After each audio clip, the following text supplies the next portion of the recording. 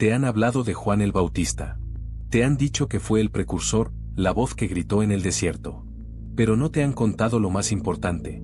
Porque Juan no fue solo un profeta. Fue el único hombre que Jesús temía. Temía su mirada. Temía su verdad. Temía lo que su presencia revelaba, incluso en él mismo. Durante siglos, la Iglesia ha honrado su nombre. Pero ha callado su misterio. ¿Qué sabía realmente Juan? ¿Por qué su silencio marcó el inicio de la pasión? ¿Y qué significa que haya sido el único capaz de despertar el fuego que Jesús aún no había aceptado? Si crees que lo sabías todo sobre el Evangelio, prepárate para dudar. Porque esta es la historia que no está en los libros. Quédate hasta el final del vídeo. Porque solo ahí descubrirás lo que nadie se atrevió a decir sobre Juan el Bautista.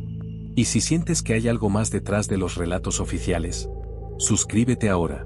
Porque lo que estás a punto de escuchar podría cambiarlo todo. No es la primera vez que escribo sobre figuras sagradas. Como periodista católico, he recorrido archivos vaticanos, cuevas olvidadas, conventos donde la historia aún se respira entre muros agrietados. Pero debo confesarlo, nunca antes había sentido tanto vértigo como al investigar la figura de Juan el Bautista.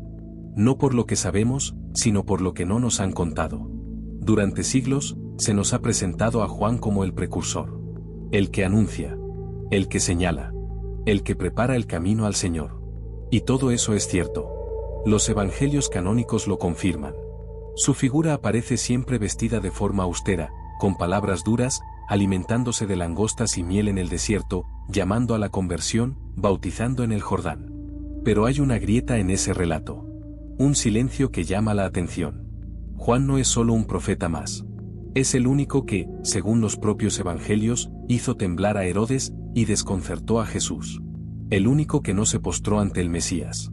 El único que murió sin ver el reino que había anunciado. Y fue precisamente ese silencio final, ese eco sin cierre, el que me llevó a preguntarme, ¿quién era realmente Juan el Bautista? ¿Qué sabían de él los primeros cristianos que nosotros hemos olvidado? ¿Por qué algunos textos antiguos sugieren que su relación con Jesús fue mucho más ambigua, e incluso tensa? Todo comenzó con un códice. Un fragmento conservado en el monasterio de Santa Catalina del Sinaí. No está catalogado oficialmente. Lo encontré por accidente mientras revisaba una transcripción del Diatesaron, aquella antigua armonía de los evangelios atribuida a Taciano. Entre sus márgenes, en letras casi borradas, aparecía una frase, y Juan, sabiendo lo que no debía decir, cayó ante el que venía después. Esa expresión, sabiendo lo que no debía decir, me inquietó profundamente.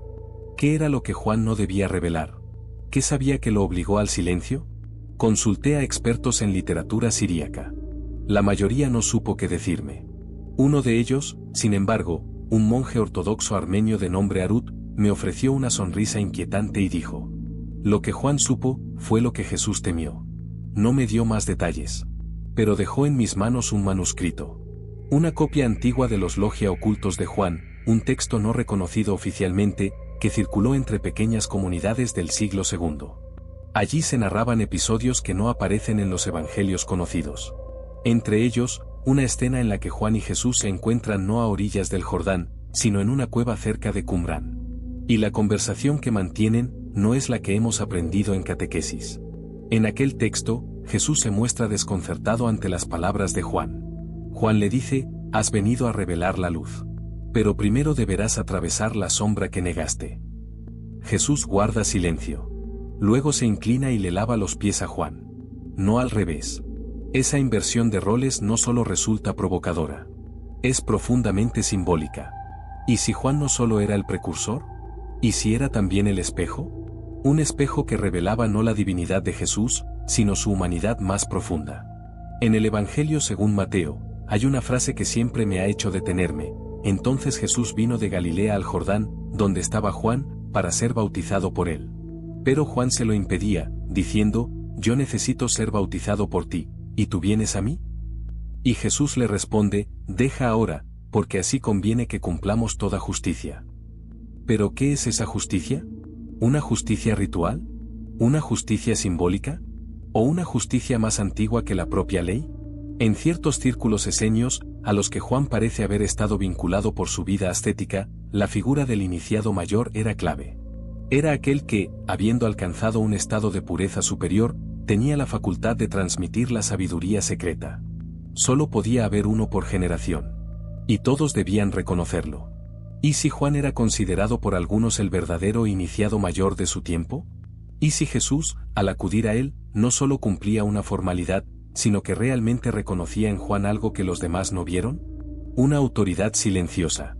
Un poder que no residía en milagros, sino en el fuego interno. La historiografía cristiana temprana trató con ambigüedad este vínculo. Algunos textos apócrifos elevan a Juan como un profeta superior. Otros lo minimizan. Pero lo cierto es que su figura nunca fue domesticada del todo. Siempre quedó al margen. Incómodo. Inclasificable. Más allá de los templos. Más allá de los salmos. En el desierto. En la sombra.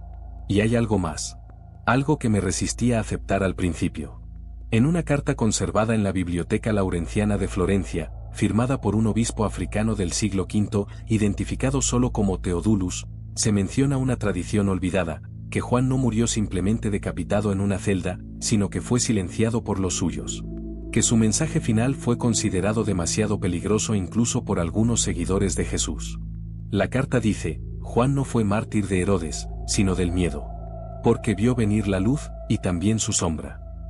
No entendía a qué se refería. Hasta que encontré otro texto. Un manuscrito etíope del siglo VI conservado en Gondar, donde se recoge una visión atribuida a Juan. En ella, el profeta ve a un hombre de luz caminando hacia él, seguido por una figura. Oscura, idéntica, pero sin rostro. La visión termina con estas palabras, y comprendí que el Cordero sería también el león. Y que el juicio comenzaría por los justos. Esa dualidad, Cordero y León, luz y sombra, no aparece en los evangelios canónicos. Pero sí en ciertas tradiciones místicas. Y Juan, el Bautista, parece haber sido uno de los pocos que la comprendió. Quizá por eso fue temido. No porque desafiara a Jesús, sino porque lo entendió del todo. Y nadie puede soportar por mucho tiempo la mirada de quien te ve, sin máscaras. Cuando se habla de Juan el Bautista, la imagen más repetida es la del desierto. Un hombre vestido con pieles, de mirada intensa, que grita en soledad, preparad el camino del Señor. Esa figura ha sido adoptada como símbolo del ascetismo, del profeta puro, del último gran testigo de la antigua alianza. Pero esa representación, por muy piadosa que sea, es incompleta. Porque el desierto de Juan no era solo geográfico. Era espiritual. Y en ese desierto, Juan no solo gritaba, también escuchaba. Los evangelios nos dicen que toda Judea acudía a él. ¿Por qué? ¿Qué hacía diferente a este hombre de los demás predicadores del momento? ¿Qué fuerza tenía su palabra para que incluso soldados, recaudadores y fariseos se acercaran a él, temerosos, pero fascinados? La respuesta no está solo en el contenido de su mensaje, llamado a la conversión, denuncia del pecado, sino en su autoridad interior. Juan no hablaba de parte de Dios. Hablaba como quien ha estado con él. Y eso se siente. Se transmite. Despierta una inquietud que no es miedo, es reconocimiento. Los textos que circulaban entre los llamados nazarenos antiguos, una corriente cristiana primitiva distinta a los judeocristianos, de la que apenas se conservan fragmentos, hablaban de Juan como el que conoce el nombre. En la tradición hebrea, conocer el nombre significaba tener acceso a lo más sagrado, al aliento mismo de Dios. Se trataba de algo reservado solo a los profetas más altos. A Moisés. A Elías. Y, según algunos, también a Juan. Un texto hallado en 1923 en las ruinas de Asr al-Yaud, muy cerca del Jordán, menciona un bautismo de fuego distinto al agua, realizado por Juan en secreto a algunos elegidos. El texto está escrito en arameo antiguo, y apenas ha sido divulgado. En él, Juan pronuncia unas palabras que no aparecen en ninguna otra parte de la escritura: el agua lava la piel. Pero solo el fuego revela el rostro oculto del alma. Esa frase me persiguió durante semanas. Porque sugería algo más profundo. Que el bautismo de Juan no era solo un rito de purificación externa. Era un ritual de iluminación. Algo que no solo quitaba el pecado, sino que mostraba la verdad. Y entonces la pregunta fue inevitable: ¿qué verdad vio Juan en Jesús? En el Evangelio de Juan, el canónico, hay un momento en que el Bautista, al ver venir a Jesús, dice: «He aquí el Cordero de Dios, que quita el pecado del mundo». Pero en ese mismo capítulo también dice: yo no lo conocía. Y más adelante, y yo le vi, y he dado testimonio de que este es el Hijo de Dios. ¿Cómo puede decir yo no lo conocía, y al mismo tiempo yo le vi? La contradicción es solo aparente. En la literatura mística, ver no significa identificar. Significa reconocer.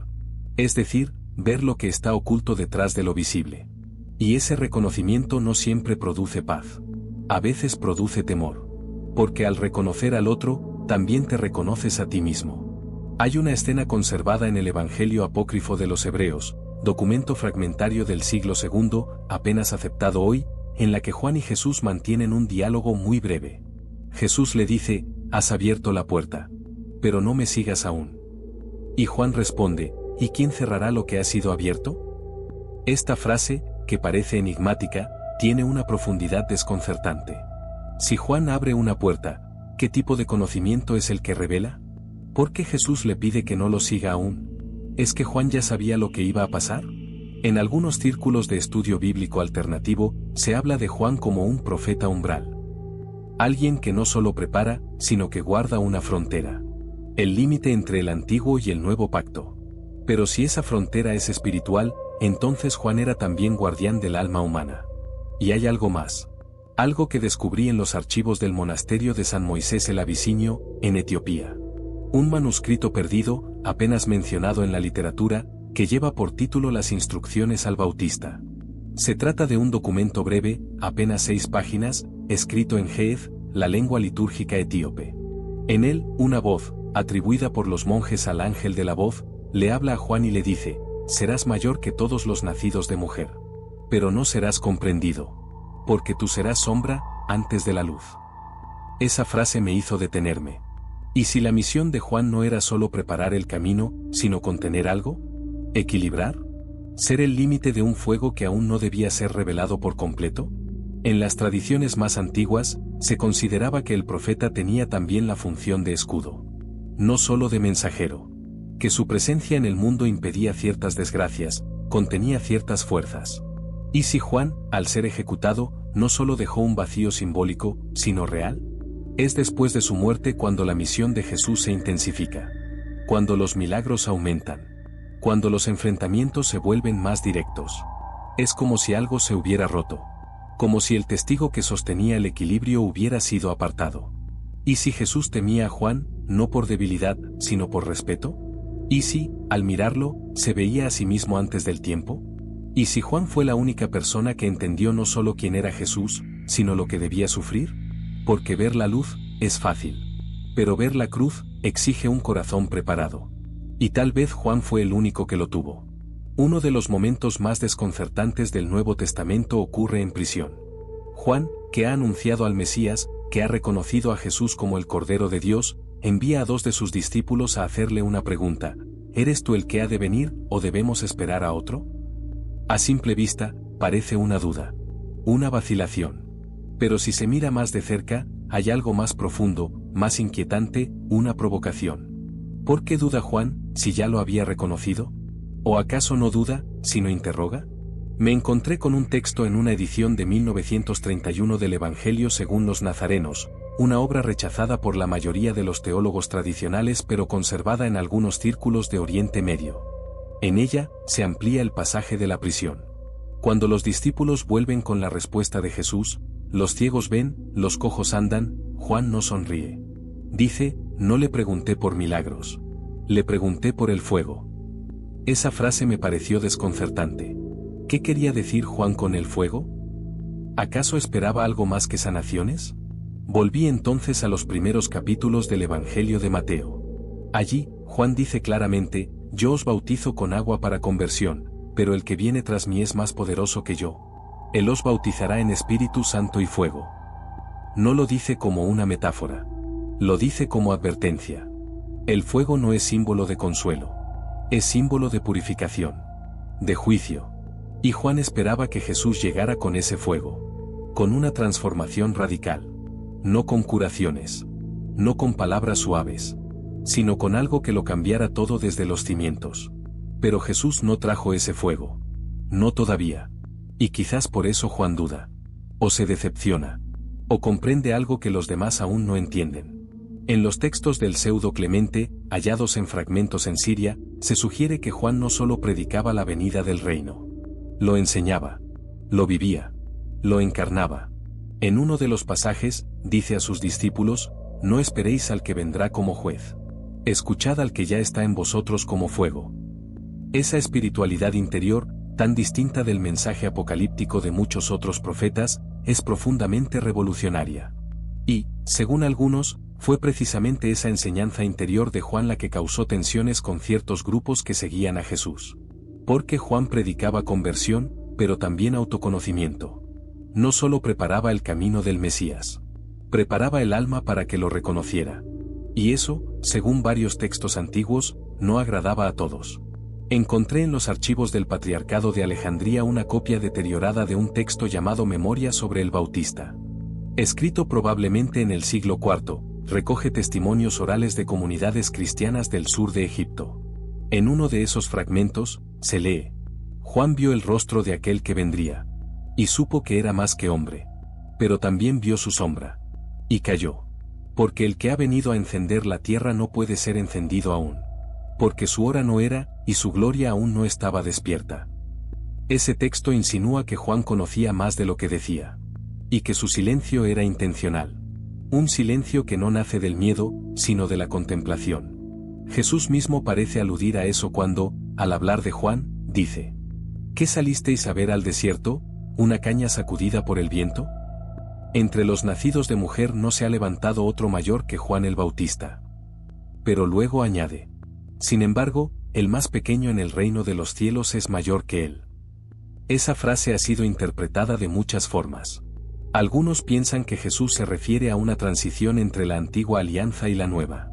Pero hay una interpretación más audaz, que Jesús no estaba disminuyendo a Juan, sino reconociendo su lugar. Porque Juan no era parte del reino como los demás. Juan era el umbral. El que ve. El que comprende. Y por eso no entra, porque está al borde, señalando. En la mística judía existe el concepto del tzadik oculto. El justo que sostiene el mundo desde la sombra, que no busca reconocimiento, y cuya función es mantener el equilibrio espiritual del universo. Algunos creen que Juan cumplía ese rol. Y si eso es cierto, entonces su muerte no fue simplemente una tragedia. Fue una señal. Una fractura. Porque tras su decapitación, el tono del ministerio de Jesús cambia. Se intensifica. Se vuelve más urgente. Más trágico. Como si Juan hubiera sido el freno. El mediador. El límite entre el fuego y la tierra. Y una vez que fue apartado, el fuego se desató. Pero el fuego no solo destruye. También revela. Y tal vez, eso era lo que Jesús temía. No a Juan como hombre. Sino al fuego que él guardaba. Al fuego que, una vez soltado, ya no se puede controlar. Cuando uno estudia a los grandes profetas bíblicos, hay una constante: todos terminan enfrentándose al poder. Moisés ante Faraón. Elías ante Ahab. Jeremías ante los falsos sacerdotes. Pero con Juan el Bautista ocurre algo distinto. Él no enfrenta a un imperio. Enfrenta a su propio pueblo. A su propia cultura. A su propia religión. Y ese es, quizás, el gesto más radical de todos. Juan no va al templo. No busca la sinagoga. Se instala en el desierto. Allí, en medio de la nada, sin altares ni incensarios, sin vestiduras sacerdotales, sin coros ni escribas, proclama: arrepentíos, porque el reino de los cielos se ha acercado. Esa simple frase fue una bomba espiritual. Porque no estaba diciendo el reino vendrá. Estaba diciendo, ya está aquí. Y entonces, ¿qué hacía Jesús? ¿Venía a completarlo, o a retrasarlo? Porque si el reino ya había llegado con Juan, ¿cuál era el rol exacto del Mesías? Esa pregunta comenzó a obsesionarme mientras leía un manuscrito del siglo II conservado en un convento maronita en Líbano. El documento, titulado Las voces del Jordán, recoge una tradición oral muy antigua según la cual Juan habría recibido una visión 3 días antes del bautismo de Jesús. En la visión, Juan ve una lámpara encendida flotando sobre las aguas del Jordán. Se acerca. Y al tocarla, escucha una voz que dice: el que vendrá después de ti te superará. Pero solo porque tú lo has encendido. Esa metáfora, la de la lámpara que ilumina a otro, aparece también en algunos comentarios rabínicos sobre Elías y Eliseo. Pero aquí adquiere un significado más profundo, Juan no solo prepara, transfiere, da algo. Y entonces la pregunta inevitable, ¿qué le dio Juan a Jesús? ¿Fue solo un bautismo, o algo más? Una antigua tradición copta, apenas conservada en pergaminos fragmentados, sugiere que el Jordán no fue solo el escenario de un rito. Fue el lugar de una transmisión. No de poder, sino de revelación. Que fue ahí, bajo el agua, donde Jesús comprendió del todo quién era. Porque hasta entonces, en los evangelios, Jesús no hace milagros. Hasta entonces, Jesús es un carpintero de Nazaret. Es después del encuentro con Juan que todo cambia. Y esa transformación no fue pasiva. Fue un choque. Una implosión interior. En los Hechos de Tomás, uno de los textos cristianos más antiguos y poéticos, hay una frase atribuida a un discípulo anónimo que dice, Juan despertó al Verbo. No con palabras, sino con silencio. Esa idea me estremeció. Porque sugería que Juan no solo reconoció a Jesús, sino que lo activó. Lo despertó. Como quien toca una campana dormida. Y eso lo cambia todo. Porque entonces Jesús no teme a Juan por debilidad, sino por memoria. Porque Juan sería el único que conocía el origen. El único que estuvo presente no solo al inicio del ministerio, sino antes. Y si eso es cierto, entonces la figura de Juan se convierte en algo más que un profeta. Se convierte en testigo de lo eterno. En el guardián de la luz. Una carta conservada en un archivo privado del Vaticano, fechada en el año 1741 y firmada por un teólogo carmelita anónimo, dice lo siguiente. He contemplado durante horas los textos de Juan. No hay duda de que vio más allá. Y si temieron su voz, no fue por sus denuncias, sino por su mirada. Porque veía lo que aún no debía ser revelado. ¿Y qué es eso que no debía ser revelado? Tal vez la verdadera identidad del Mesías. No como rey. No como libertador. Sino como portador de una paradoja, la de Dios hecho fragilidad. Juan parece intuir eso. Por eso, en lugar de alabar a Jesús, lo interpela. Por eso lo cuestiona desde la prisión. Por eso, incluso al borde de la muerte, no se retracta, ni se rinde. Simplemente, espera. Y su espera no es de debilidad. Es de fuego contenido.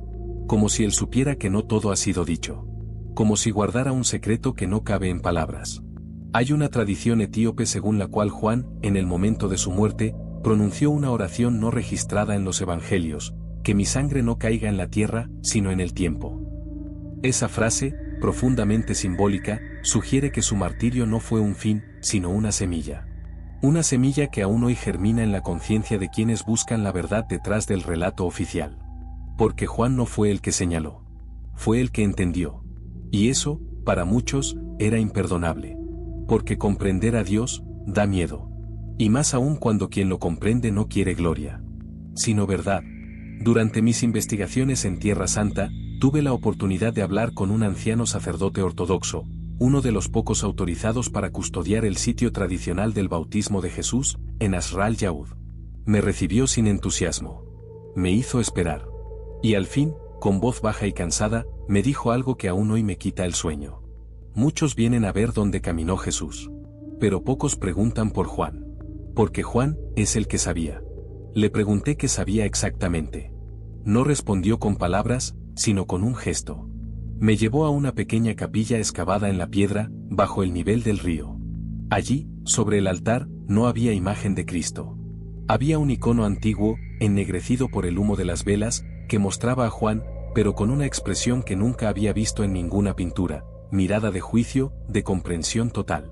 Y una mano alzada no hacia el cielo, sino hacia su propio pecho.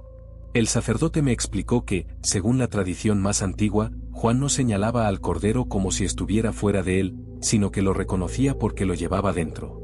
Él no solo lo vio venir, me dijo. Lo sintió arder. Esa idea, tan contraria a la iconografía que conocemos, comenzó a expandirse en mi mente como una grieta luminosa. Y cuanto más profundizaba, más evidente se hacía. La relación entre Juan y Jesús no fue de simple anuncio, fue de espejo. De tensión. De revelación mutua. En un manuscrito encontrado en 1962 cerca de Asiut, Egipto, y apenas mencionado en círculos académicos, se narra una escena desconocida. Juan, en su juventud, habría vivido entre los esenios, una comunidad mística que esperaba la llegada de dos ungidos, uno sacerdotal y otro real.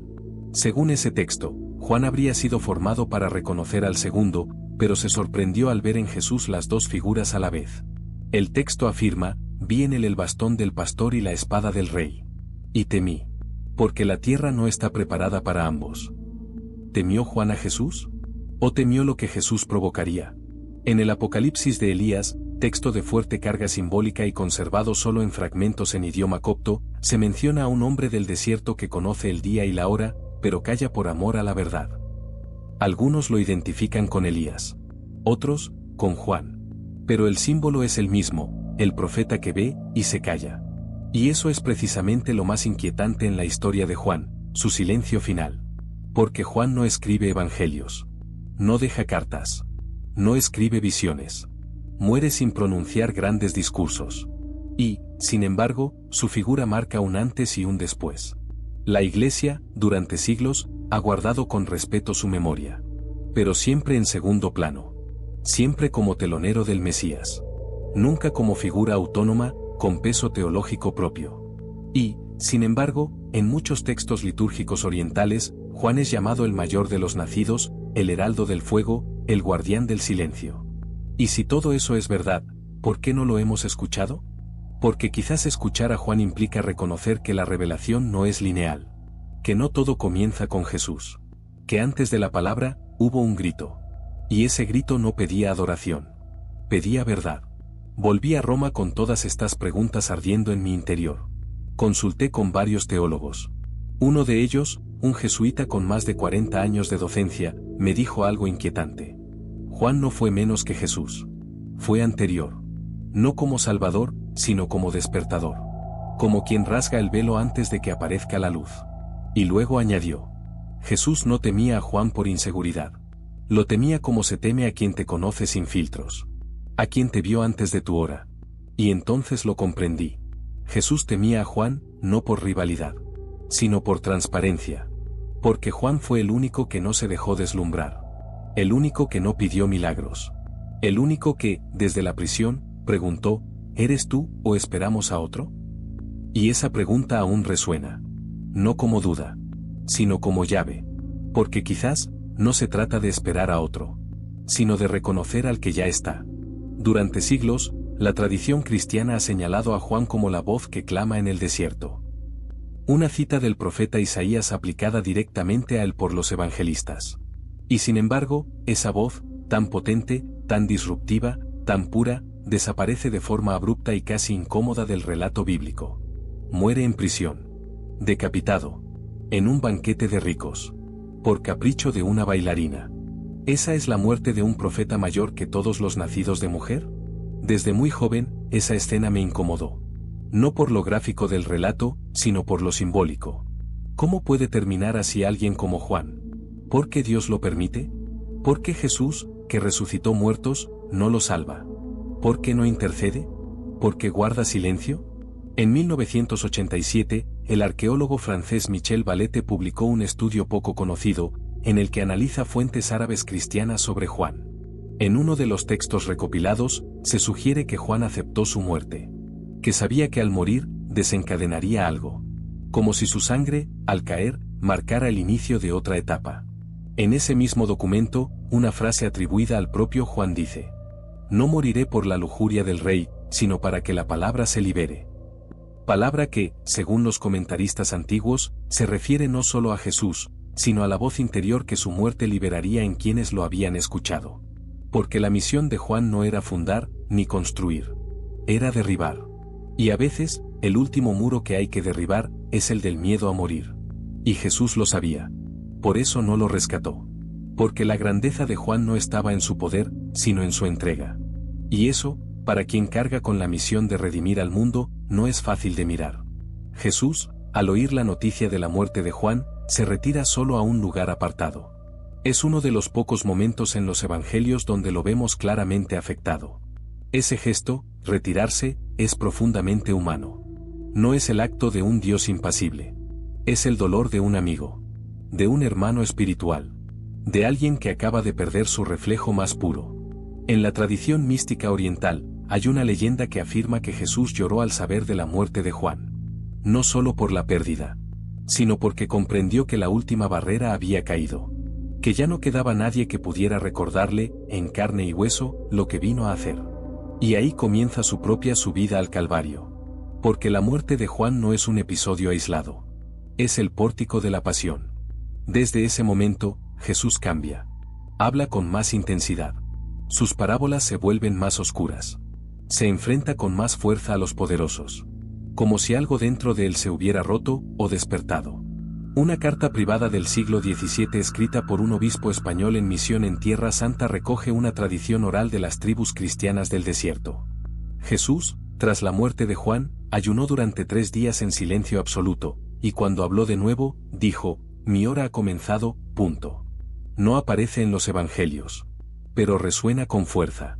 Porque en el relato bíblico, todo se acelera tras la muerte del Bautista. Como si Juan hubiese estado sosteniendo el tiempo. Conteniendo algo. Y al caer, lo inevitable comienza. Y entonces entendemos que Jesús no temía a Juan como se teme a un enemigo. Lo temía como se teme a un espejo que te recuerda tu destino. Porque Juan sabía. No necesitó milagros. No pidió señales. No exigió explicaciones. Solo dijo, conviene que él crezca y yo disminuya. Y esa frase, tan humilde, tan desapercibida, es quizás la más poderosa del Evangelio. Porque quien acepta su propia disminución para que la verdad crezca, ha alcanzado el grado más alto de iluminación. Juan no fue el mayor por sus palabras, ni por sus actos. Fue el mayor porque supo irse, porque supo callar, porque supo morir. Y eso, para un Mesías que sabe que también ha de morir, no es fácil de mirar. Porque el verdadero profeta no es el que habla del futuro. Es el que vive el presente, con total fidelidad. Y Juan, el Bautista, fue eso. Un hombre sin doblez. Una llama sin sombra. Y por eso, fue el único que Jesús temió. Hay una palabra que aparece con frecuencia en los escritos antiguos cuando se habla de Juan el Bautista, espejo. No lo dicen directamente, pero lo insinúan. Juan no era simplemente el precursor. Era, en cierto sentido, el reflejo anticipado de lo que Jesús encarnaría. Pero con una diferencia fundamental, Juan era consciente de su papel desde el principio. Jesús, en cambio, lo descubre progresivamente. Esa diferencia lo cambia todo. En los escritos de Orígenes, uno de los grandes teólogos de la Iglesia primitiva, hay un pasaje poco citado en el que se refiere a Juan como el primero que descendió al Jordán sabiendo por qué. Y luego añade, no solo abrió las aguas, abrió la comprensión del misterio. Orígenes estaba convencido de que Juan había recibido una revelación especial. No se refería solo a que conocía a Jesús, sino a que entendía la estructura espiritual del mundo. Lo que los griegos llamaban el logos. Lo que los esenios llamaban la luz oculta. Lo que los místicos del Carmelo llamarán siglos después la noche luminosa. Y es que Juan, desde el vientre de su madre, se estremeció al oír la voz de María. Ese estremecimiento no es un detalle poético. Es la primera señal de que Juan reconoce. Y lo hace antes que nadie. Mucho antes. Cuando Jesús aún no ha dicho una palabra, Juan ya sabe. Y ese conocimiento tiene un precio. Porque ver antes, también es sufrir antes. Hay un documento que me hizo temblar. Es un texto de origen siríaco, traducido al latín en el siglo XII y conservado en una biblioteca monástica de Armenia. Su nombre es La llama del silencio. En él, un monje anónimo describe a Juan como el que ardía sin quemar. Y añade una frase que no he podido olvidar.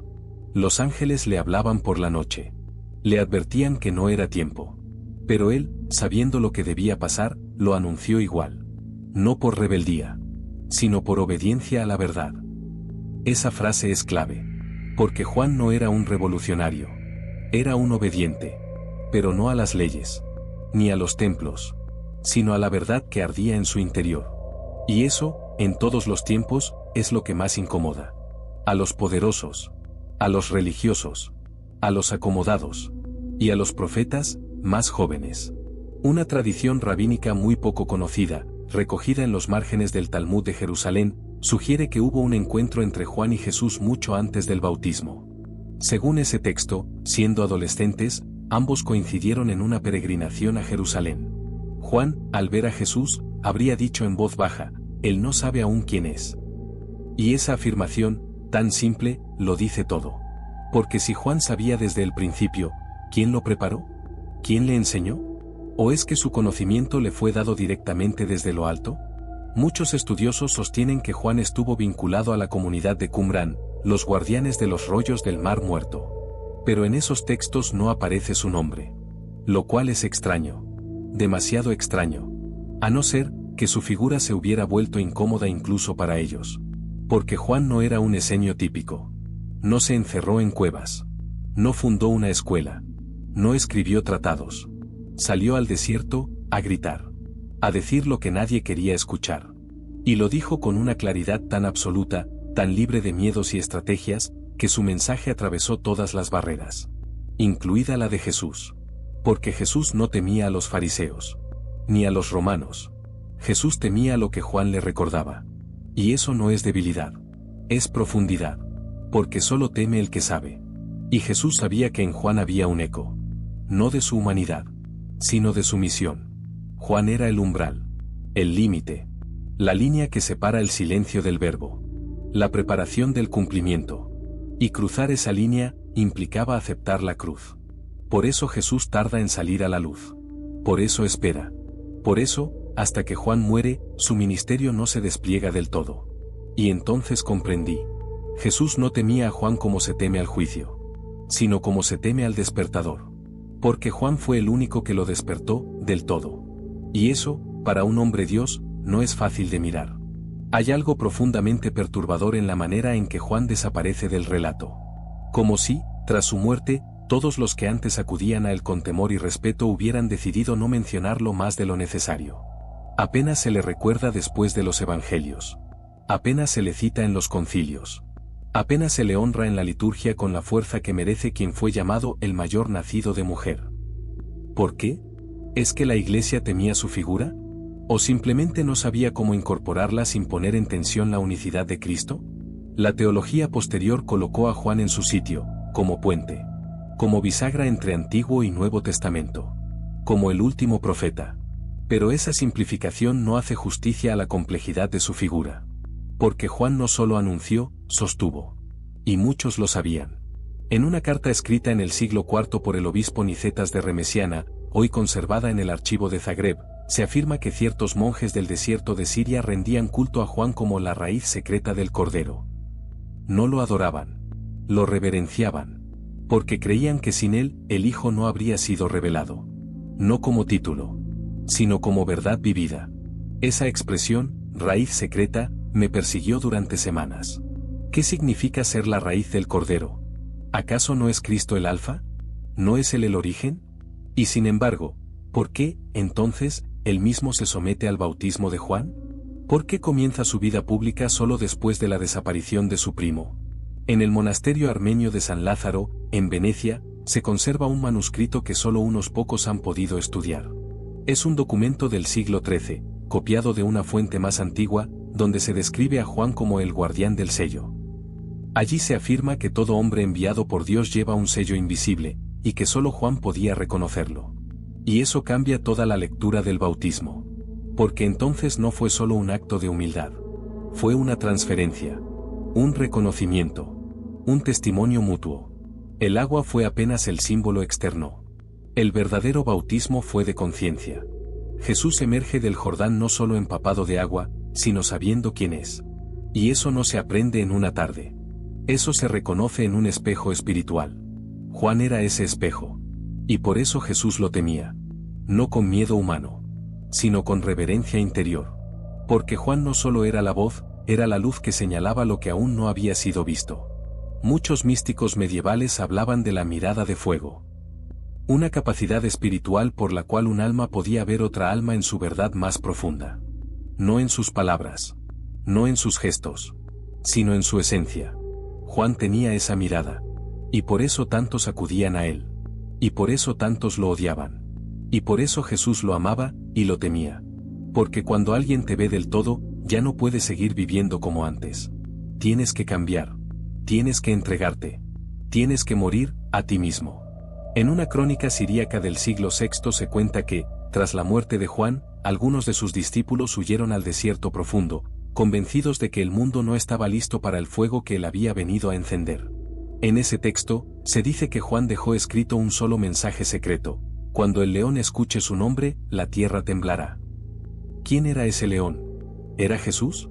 ¿Era la palabra? ¿O era algo que aún no ha despertado del todo? Esa frase parece apuntar a una verdad que aún hoy permanece velada, que Juan no fue solo el anunciador, sino el despertador de algo más grande de lo que los evangelios han podido contener. Tal vez por eso fue silenciado. Tal vez por eso su cabeza fue entregada en una bandeja, como se entrega algo que ya no se quiere ver. Porque Juan, el que gritaba en el desierto, no gritaba solo por los pecados de los hombres. Gritaba porque sabía que lo que venía no era solo salvación. Era fuego. Era transformación. Y ese fuego, asusta. A todos. También a Jesús. Los siglos han envuelto a Juan en una especie de velo litúrgico. Cada año, el calendario lo recuerda. Se lee su evangelio, se canta su nombre, se honra su martirio. Pero todo eso, a pesar de su belleza, ha ido vaciando su figura de lo esencial, la fuerza cruda de un hombre que supo ver lo que nadie se atrevía a mirar. Me encontraba en Jerusalén cuando escuché por primera vez hablar de una caverna del testimonio. Un lugar oculto, a las afueras de Betania, donde supuestamente Juan pasaba las noches en oración profunda antes de cada jornada de bautismo. No aparece en las rutas oficiales. Ningún guía turístico lo menciona. Pero algunos ancianos de la zona, cristianos orientales, aún conservan su ubicación como una herencia secreta. Fui hasta allí. La entrada estaba medio cubierta por ramas y tierra. Bajé con una linterna. El interior era estrecho. Apenas lo suficiente para que un hombre pudiera estar de rodillas. En una de las paredes había una cruz toscamente grabada, y bajo ella, unas letras en griego antiguo que decían, temor y gloria. Me quedé helado. Era como si esas dos palabras encerraran todo lo que significaba Juan. Temor, porque sabía. Gloria, porque nunca se atribuyó nada. Y comprendí que eso es lo que más desconcertó a Jesús. Que Juan no quería nada para sí. Ni discípulos. Ni títulos. Ni reconocimiento. Solo la verdad. Y esa verdad, cuando se vive sin condiciones, es insoportable. Por eso muchos líderes religiosos lo rechazaron. Por eso Herodes lo encerró. Por eso incluso Jesús se detuvo. Porque Juan no esperaba a nadie. No confiaba en apariencias. No necesitaba pruebas.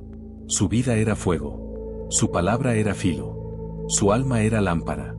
En uno de los textos apócrifos más antiguos, el Evangelio de los 12, se relata una escena desconocida. Tras el bautismo, Jesús vuelve en secreto al lugar donde Juan lo ungió. Lo encuentra orando. Y le dice, aún no sé si arderé. A lo que Juan responde, ya estás ardiendo. Solo falta que lo aceptes. Ese diálogo, sea o no histórico, resume una verdad espiritual profunda. Porque Juan no fue solo el que gritó. Fue el que vio el fuego antes de que consumiera la tierra. Y eso, para cualquier alma, es un peso inmenso. Se dice que los verdaderos profetas no son los que anuncian el futuro, sino los que sufren el presente con los ojos del cielo. Y Juan fue eso. El hombre del presente absoluto. El que no necesitó gloria porque ya vivía en ella. El que no pidió consuelo, porque entendía que el reino era cruz antes que trono. En un monasterio de Moldavia, vi un fresco que lo decía todo sin palabras. Representaba a Juan y a Jesús uno frente al otro, en el momento del bautismo. Pero en el reflejo del agua, ambos tenían el mismo rostro. Y ahí entendí. Jesús temía a Juan no porque lo superara, sino porque lo reflejaba. Porque en Juan, Jesús vio lo que él también debía ser, verdad sin diplomacia, amor sin medida, fuego sin descanso. Y eso, es lo más difícil de aceptar. Porque cuando te ves de verdad, ya no hay vuelta atrás. En los años que he dedicado a estudiar la figura del Bautista, he leído cientos de textos, consultado archivos, conversado con teólogos, monjes, místicos. Y todos, sin excepción, reconocen algo extraño, que en Juan hay una profundidad que aún no ha sido agotada. Porque su papel no terminó con su muerte. Sigue hablando. Sigue ardiendo. Sigue preparando, no solo la venida de Cristo, sino la del alma hacia su propio misterio. Y por eso Jesús lo honró. Y por eso Jesús lo temió. No como un rival, sino como un espejo de su destino. La historia de Juan el Bautista termina, en apariencia, de forma abrupta. Una cabeza en una bandeja. Un capricho real. Un silencio definitivo. Pero eso es solo el final visible. Porque en realidad, su voz no ha callado. Solo ha cambiado de forma. En los monasterios del desierto, en las liturgias antiguas, en los cánticos de las iglesias orientales, Juan sigue presente. No como figura decorativa, sino como guardián invisible de una verdad que aún no ha sido completamente dicha. Y esa verdad, poco a poco, comienza a salir a la luz. En 2023, un equipo de arqueólogos italianos descubrió un fragmento de códice carbonizado en las cercanías del Mar Muerto. Contenía solo una frase, pero su impacto fue profundo. Traducida del arameo antiguo, decía: la lámpara se rompió, pero su luz no se extinguió. No se nombra a Juan. Pero todos los expertos coincidieron: el estilo, la ubicación, el contexto, apuntaban a él. Porque Juan no fue un accidente en la historia. Fue el centro escondido. El umbral por el que incluso Dios decidió pasar. Y Jesús lo supo. Por eso se dejó bautizar por él. Por eso lo honró. Y por eso, aunque nunca lo dijo abiertamente, lo temía. Temía su claridad. Temía su libertad. Temía esa forma pura de obediencia que no necesita aplausos. Porque Juan no fundó una iglesia. Ni dejó escritos. Ni buscó multitudes. Simplemente dijo lo que debía decir. Y luego, desapareció. Pero su desaparición fue semilla. Su silencio fue eco. Y su martirio fue la campana que marcó el inicio del gran misterio. Hoy, después de tantos siglos, las piezas comienzan a encajar.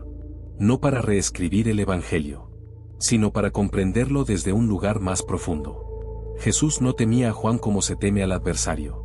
Lo temía como uno teme al maestro que te muestra lo que aún no estás listo para aceptar.